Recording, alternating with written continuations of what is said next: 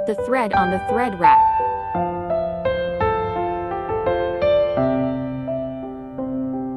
Insert the pin cap.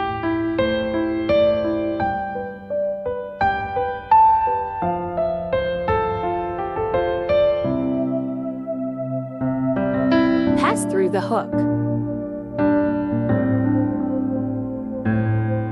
Thread the wire under the tension regulator. Place the bobbin on the winding rod. Winding 5 turns.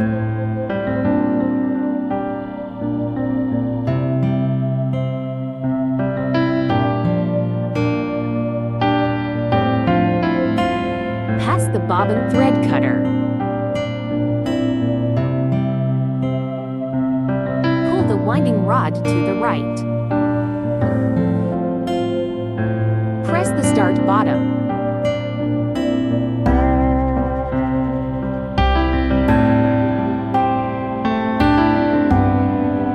Thread cutting. Pull the winding rod to the left.